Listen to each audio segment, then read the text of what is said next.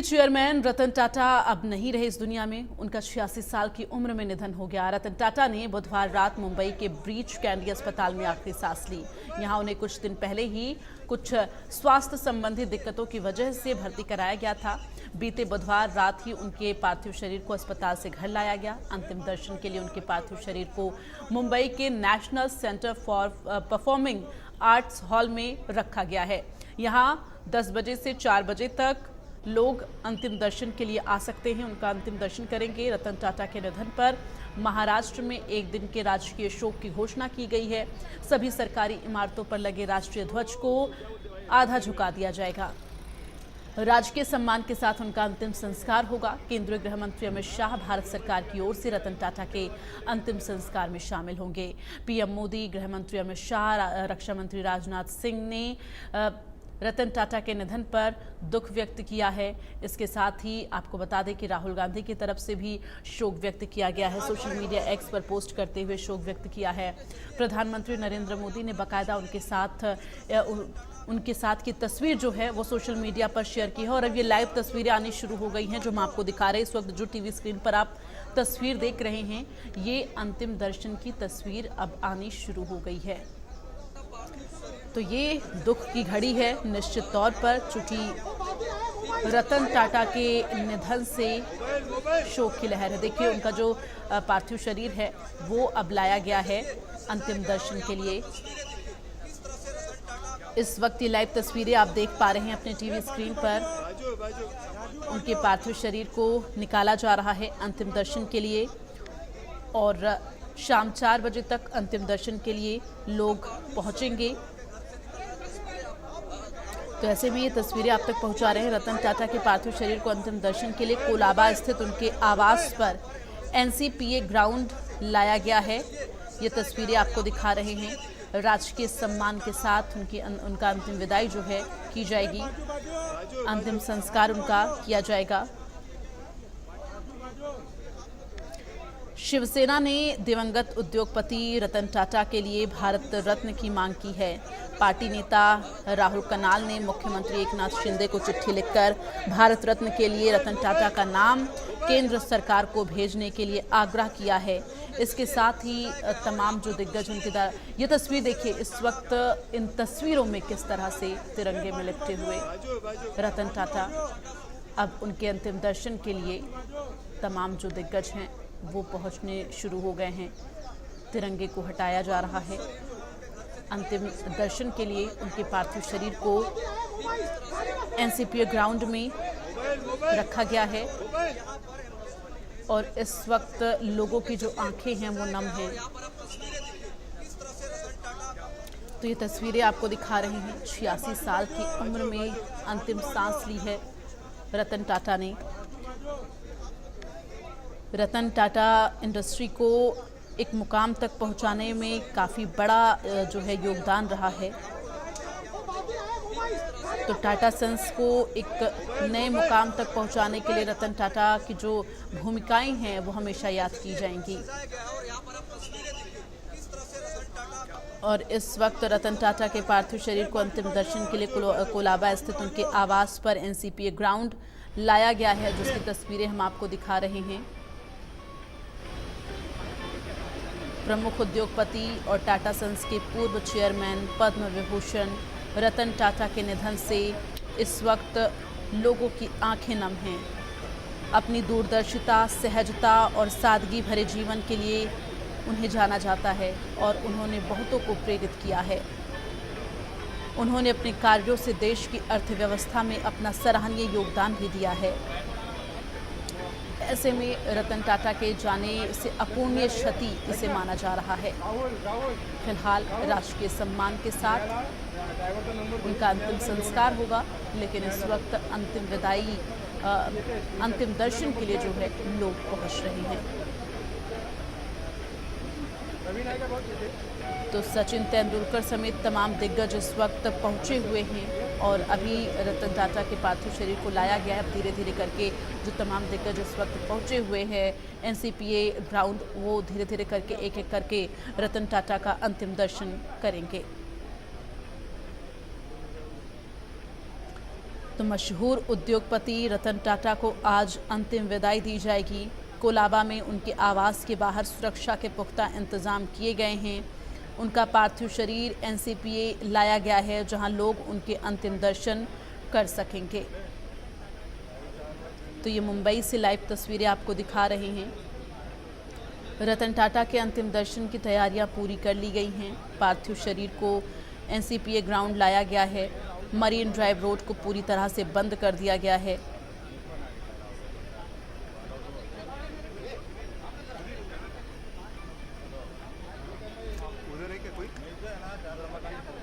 तो भारत के जाने माने बिजनेसमैन और टाटा सन्स के पूर्व चेयरमैन रतन टाटा ने अब इस दुनिया को अलविदा कह दिया है। 86 साल की उम्र में उन्होंने मुंबई के ब्रीच कैंडी अस्पताल में आखिर सांस ली है। उन्हें उम्र संबंधी स्वास्थ्य समस्याएं होने के चलते अस्पताल में भर्ती कराया गया था। इलाज के दौरान उन्होंने दम तोड़ दिया।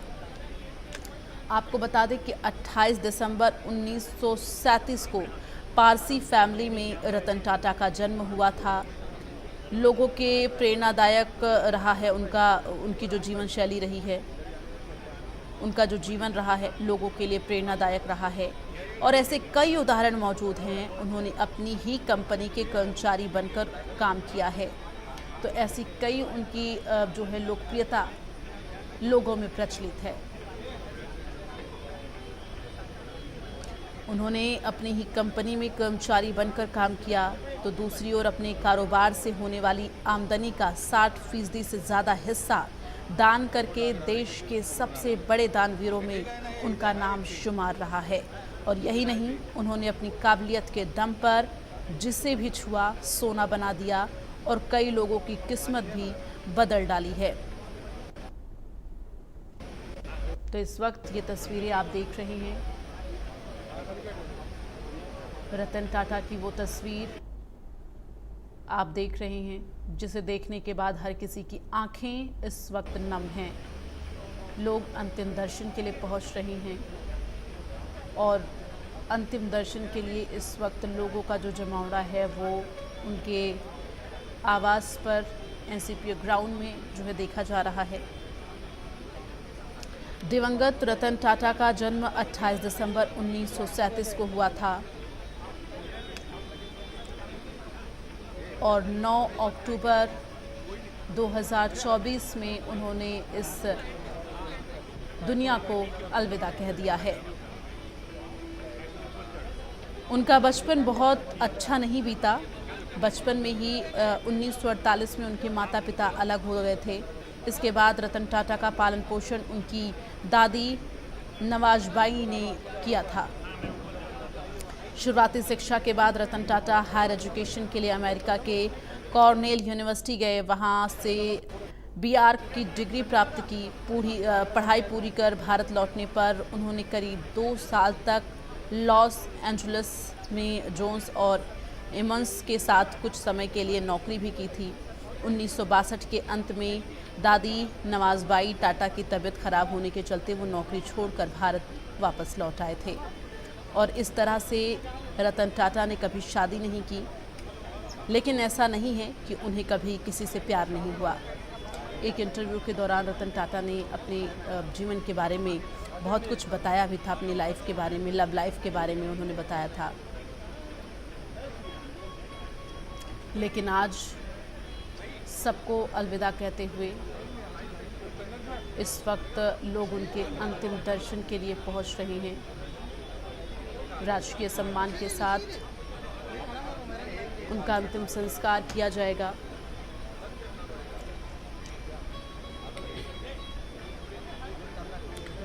तो अमेरिका से भारत लौटने के बाद अपने पारिवारिक बिजनेस ग्रुप टाटा के साथ करियर शुरू किया रतन टाटा ने। लेकिन आपको ये बता दें कि जिस कंपनी ने टाटा फैमिली के सदस्य मालिक की पोजीशन पर थे, उस कंपनी में रतन टाटा ने एक सामान्य कर्मचारी के तौर पर काम शुरू किया।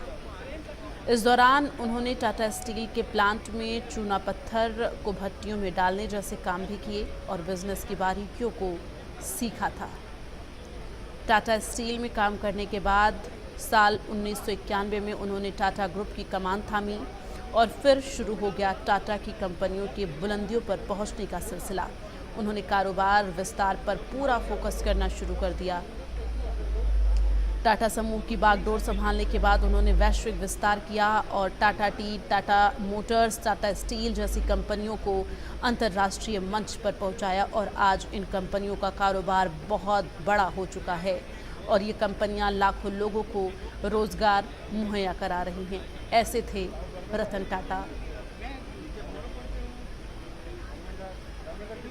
तो जब टाटा ग्रुप में जेआरडी का उत्तराधिकारी चुनने की बारी आई तो उस समय रतन टाटा सबसे योग्य व्यक्ति थे जो उनकी जगह ले सकते थे और समूह की कमान संभालने के बाद उन्होंने इसे साबित भी किया। तो जो रतन टाटा की उपलब्धियां रही हैं वो भी हम लगातार आपको दिखा रहे हैं, किस तरह से उनकी जीवन शैली रही है, क्या कुछ उन्होंने महारत हासिल किया है। 2000 में जब उन्हें पद्म भूषण मिला तो बेहद सम्मानजनक वो पल था, गौरवमयी पल था। 2008 में पद्म विभूषण उन्हें मिला। इसके साथ ही कई विदेशी कंपनियों का अधिग्रहण भी किया रतन टाटा ने। टेटली, जैगुआर, लैंड रोवर और कोरस का टाटा समूह में अधिग्रहण किया। नैनो जैसी लखटकिया कार लाए। तो ये तमाम उपलब्धियां रही हैं रतन टाटा के नाम। इंडिका कार भी रतन टाटा के द्वारा लाई गई थी। तो ये तमाम जो उपलब्धियां रही हैं, अब उन्होंने अलविदा कह दिया है। 1962 में बैचलर ऑफ आर्किटेक्चर के रूप में अमेरिका में कॉर्नेल यूनिवर्सिटी में उन्होंने अपनी पढ़ाई की। हार्वर्ड बिजनेस स्कूल में मैनेजमेंट की डिग्री ली। इसके साथ ही 1962 में टाटा ग्रुप में वो शामिल हुए बतौर कर्मचारी। 1981 में टाटा इंडस्ट्रीज में वो चेयरमैन बने और 1986 से 1989 तक एयर इंडिया के चेयरमैन रहे। 1991 से 2012 तक टाटा सन्स के चेयरमैन रहे। इस तरह से टाटा सन्स को उसके बाद से लगातार बुलंदियां मिलती गईं और एक अलग मुकाम दिलाया। तो ये तमाम जो उनके योगदान रहे हैं वो अब हमेशा याद किए जाएंगे। तो कई सम्मानजनक गौरवमयी पल भी रहा जब उन्हें तमाम अवार्ड से सम्मानित किया गया।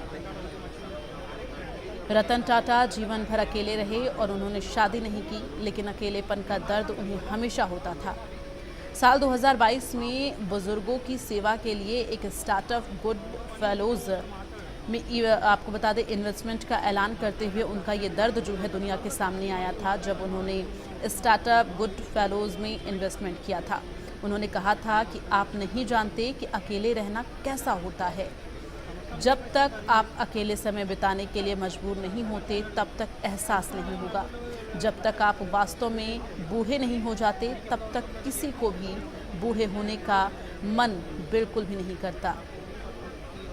तो इस तरह से उनका जो दर्द था वो सबके सामने आया था, क्योंकि उन्होंने शादी नहीं की, उन्होंने अपनी पूरी ज़िंदगी अकेले निकाल दी।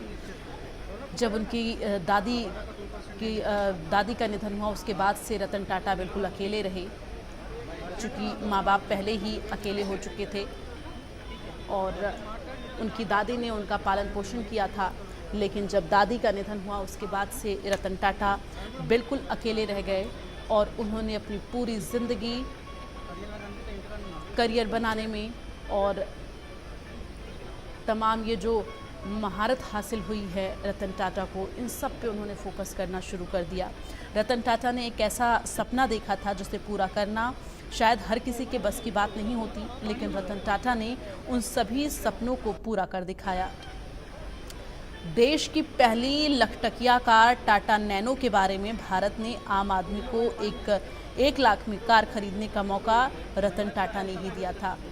लोग जो सपना देखते हैं फोर व्हीलर खरीदने का, वो सपना कम से कम पैसों में पूरा हो सके, ये सपना पूरा करने का काम रतन टाटा ने किया, जिसके लिए उन्हें हमेशा याद किया जाएगा। बाज़ार में 2008 में टाटा नैनो कार उतरी और हालांकि ये कार उनकी उम्मीदों के अनुसार बाज़ार में धमाल नहीं दिखा पाई, लेकिन लोगों का जो सपना था फोर व्हीलर से चलने का वो ज़रूर पूरा हुआ। बिजनेसमैन, दानवीर, दरियादिल और पशु प्रेमी के तौर पर भारतीय कारोबारी इतिहास में अलग पहचान बनाने वाले भारत के रतन टाटा ने 9 अक्टूबर 2024 को दुनिया को अलविदा कह दिया। रतन टाटा ऐसे बिजनेसमैन थे जो अपने कारोबार से होने वाली आमदनी का 60% से ज़्यादा हिस्सा टाटा ट्रस्ट के जरिए दान करते थे। छोटे बड़े कारोबारियों से लेकर युवाओं तक के लिए आदर्श बन चुके 86 साल की उम्र में उनका मुंबई के ब्रीच कैंडी अस्पताल में निधन हो गया। उनके निधन से पूरे देश में शोक की लहर है। उनके निधन पर पीएम मोदी से लेकर मुकेश अंबानी तक ने शोक व्यक्त किया और अब उनके अंतिम दर्शन के लिए लगातार लोग पहुंच रहे हैं। आपको बता दें, भारत सरकार की तरफ से गृह मंत्री अमित शाह पहुंचेंगे अंतिम दर्शन के लिए।